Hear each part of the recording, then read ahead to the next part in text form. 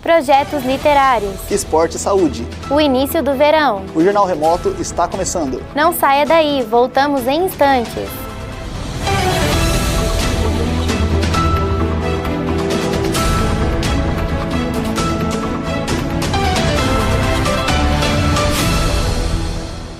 Boa noite! Boa noite! Começamos nossa edição falando sobre literatura.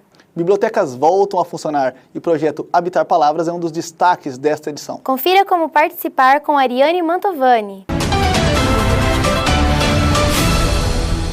Boa noite! Por meio de diferentes propostas literárias, o Sesc Birigui está levando sua biblioteca ao público durante o isolamento social. Toda quarta, nos meses de outubro a dezembro de 2020, o projeto Habitar Palavras apresenta contribuições de atores sociais locais quanto às suas leituras sensoriais do momento em que vivemos. Cada semana, um ator diferente da região tem 3 textos publicados na revista E-Online no portal Sesc São Paulo. Além disso, é possível interagir e acessar os textos no grupo do Facebook Litera Biri. A ação conta com perfis variados e gênero textual livre, ficando a critério do autor, seja com crônicas, contos ou poesias, com textos curtos sobre as sensações e emoções que habitam em cada um durante o período de quarentena. Além disso, as bibliotecas das unidades do Sesc São Paulo voltaram a atender com serviços de empréstimos e devolução de livros, em faixas de horários agendados de forma online, através do portal. E você pode consultar a lista de livros disponíveis por unidade no mesmo lugar. Não tem desculpa para poder aproveitar uma boa leitura no conforto de casa. Obrigada, Ariane. Agora vamos falar sobre a solidariedade em tempos de pandemia. A produção e a reportagem são de Caroline Franciele e Carla Andrade. Solidariedade. Você sabe o que é? Solidariedade é qualidade de ser solidário, de estar disposto a ajudar, a acompanhar ou defender outras pessoas em uma dada situação. Estamos aqui hoje em solidariedade a todas as pessoas que enfrentam esse novo coronavírus. O momento pede mais solidariedade.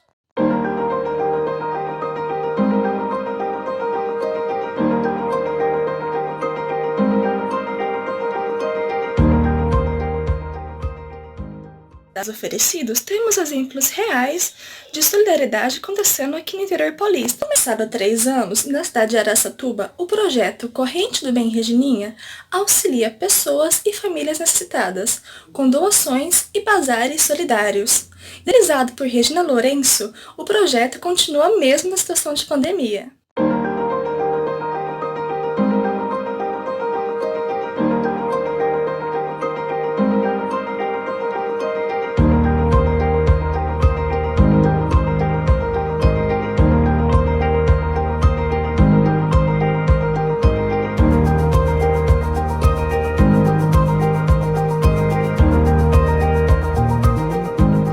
Professora da rede estadual, também realiza doações para os mais necessitados. Acompanhe abaixo o depoimento dela. Meu nome é Andréa e eu vim aqui falar um pouco sobre o trabalho solidário que eu e minha irmã Kátia fazemos. É um trabalho que nós fazemos nós duas. Nós estamos sempre em busca de pessoas que precisam de ajuda, seja alimentação, seja medicação, cadeira de roda, fraldas. Nós estamos sempre procurando ajudar. Embora nós não tenhamos condições financeiras para isso, nós temos família e muitos amigos que nos ajudam. Então, nós também vimos a necessidade de pessoas com doenças crônicas, com falta de remédios de uso contínuo, e nós estamos pegando muito em cima desse trabalho. Nós aceitamos doação de remédios que as pessoas já não estão tomando, e remédios de amostra grátis. As pessoas fazem a doação para nós e nós disponibilizamos para quem precisa. A pessoa apresenta a receita médica e nós doamos o remédio.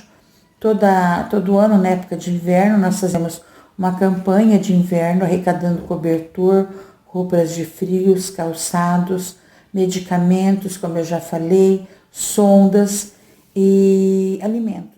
Aline Silva, professora de filosofia, nos explica por meio de áudio a razão para as pessoas doarem. Acompanhe.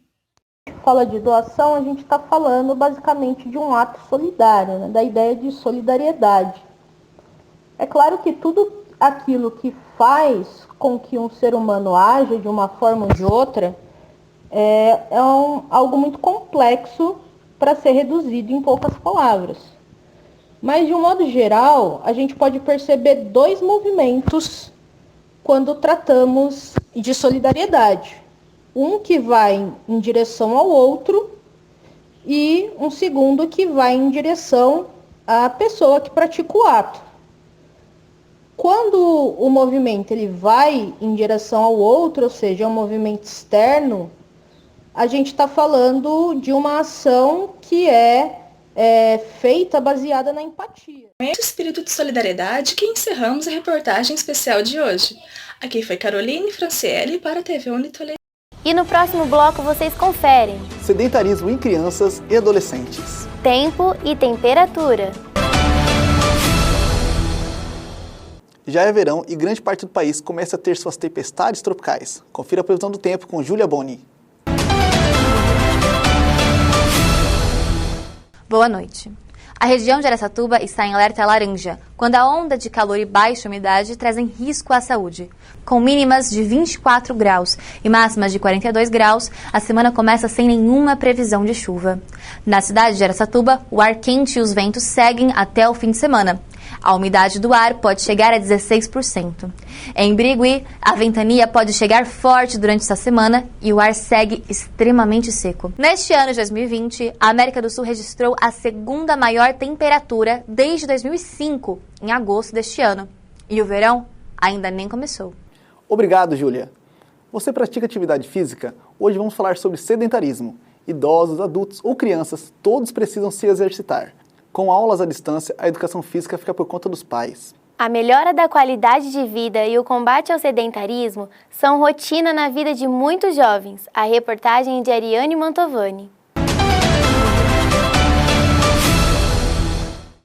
O sedentarismo começa principalmente em casa, e isso acaba atingindo as crianças. Durante o período de isolamento social, as aulas migraram para um sistema remoto, mas é impossível vivenciar as atividades que acontecem nas aulas de educação física. Por isso, os pais precisam incentivar os filhos a sair do sofá e deixar o celular de lado, com atividades que não sejam totalmente mecânicas e cansativas, assim como salienta o educador físico da área da licenciatura, Will Bliner. Bom, todos nós sabemos da importância da educação física na nossa vida durante o processo de maturação e dos nossos desenvolvimentos básicos, motores, princípios de tudo. A educação física está de maneira diretiva relacionada à saúde e bem-estar. E durante esse período que a gente está vivendo, esse período pandêmico, as crianças acabam se tornando mais sedentárias por estarem longe das escolas e não tendo um estímulo para extravasar, para se divertir e principalmente para sair desse grau de sedentarismo. E é em casa onde essas crianças acabam se tornando mais sedentárias pelo comodismo. Tá gostoso ficar no sofá, tá gostoso jogar um videogame, tá gostoso ficar no celular, tá gostoso ficar no computador. Não é bem isso. Então, o meu conselho é que os pais burlem e começam a colocar atividades físicas para essas crianças. Por quê? Segundo a Organização Mundial da Saúde, é aconselhável 60 minutos aproximadamente aí, de atividades físicas. E isso vale principalmente para as crianças. Só colocando um ponto, é que essas atividades físicas não possam ser totalmente mecânicas, porque acabam se tornando chato para essas crianças e elas acabam se interessando, perdendo o interesse total. Ou seja, você tem que mediar isso. Você não pode colocar algo que esteja muito além dos padrões dela, porque de qualquer maneira ela vai se desmotivar, e não colocar algo tão chato, tão baixo do nível dela, que ela acaba também perdendo o interesse durante a atividade. Então você pode passar uma atividade ali moderada para ela, uma brincadeira moderada ali dentro da sua própria casa, uma corridinha, algo lúdico que possa ser feito com os pais e com os filhos, certo? O presente vírus, ele, conforme alguns estudos, ele ataca principalmente aquelas pessoas que têm ou diabetes, um grau de doença cardiovascular ou uma doença neurovascular. E dando ênfase na parte cardiovascular, tem totalmente relação ao sedentarismo. Então, se a pessoa é sedentária, se a criança está muito sedentária e acaba pegando o vírus, e essa criança apresenta algum problema cardiovascular, o vírus pode atacar, o grau de potência desse vírus pode ser muito maior nessas crianças sedentárias. Apresente algumas vivências corporais para os seus filhos e saia desse período de sedentarismo, certo? Coloca as crianças para fazer uma brincadeira. Uma criança com saúde é uma criança próspera. As atividades físicas estão diretamente relacionadas à qualidade de vida, podendo diminuir inúmeros riscos à saúde, inclusive de doenças cardiovasculares. Você pode fazer uma cesta de basquete utilizando uma lixeira ou um balde, ou quem sabe bolar um boliche usando garrafas que você tem aí em casa. Cada vez mais é preciso lembrar que as atividades físicas são importantes em todas as idades. Ariane Mantovani para o Jornal Remoto. Este ano não teremos horário de verão. Desde 2019, o Brasil não adianta seu relógio nos meses mais quentes. A medida era adotada para a economia de energia e causava mudanças na rotina do brasileiro, deixando os dias mais longos. Você tem notado que seus dias parecem menores? A reportagem de Carla Andrade. Você também tem a impressão de que o tempo está mais curto? Tem curiosidade de saber o porquê deste fenômeno? Os dias continuam tendo 24 horas, cada hora ainda tem 60 minutos, e por ordem natural, os minutos ainda seguem a regra de serem compostos por 60 segundos. Contudo, é inegável que você nunca teve aquela sensação de que o tempo parece mais curto, não é mesmo? Isso porque, de acordo com uma pesquisa realizada pelo Ibope, 35% dos brasileiros se sentem escravos do tempo e vivem com pressa. E o resultado é o mais esperado: pessoas altamente estressadas, cansadas psicologicamente e emocionalmente. E é claro, com uma baixa produtividade e com aquela sensação cada vez maior de que lhe faltam horas no seu dia a dia. Talvez você tenha entendido o porquê do tempo estar passando tão rápido, não é mesmo? Que tal aproveitar mais seu tempo com uma pausa maior, aproveitar mais os momentos de diversão? E que tal curtir a família? Porque sabemos que há várias maneiras, porque ainda o momento é instável para se juntar com aqueles de mais de idade. Então bora começar a aproveitar o tempo, antes que seja tarde demais. Aqui é Carla de Andrade para o Jornal Remoto. Realmente, sentimos que o relógio anda mais rápido depois de tanto tempo em casa. Obrigado, Carla. Aos poucos, o futebol volta a ser praticado em nossa região. A repórter Larissa Gomes tem mais detalhes. Boa noite, Tamires. Boa noite a todos. Bom, para começar, vamos de futebol. O América venceu o Araçatuba por 1-0, ficando na terceira posição do Grupo 1 com 6 pontos. Enquanto isso, o Tanabi empatou com o Bandeirante. O atual líder já conta com 13 pontos. O duelo terminou com um belo 2-2.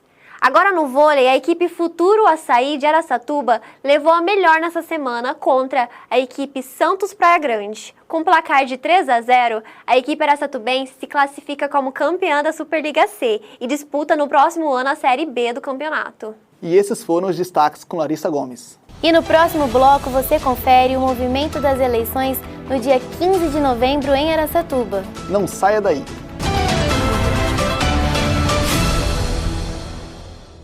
Eleições Municipais 2020. Nossa equipe de reportagem foi conferir o movimento das urnas em Araçatuba. As eleições municipais de 2020 estão ocorrendo em meio a uma pandemia mundial, o que gerou muitas mudanças.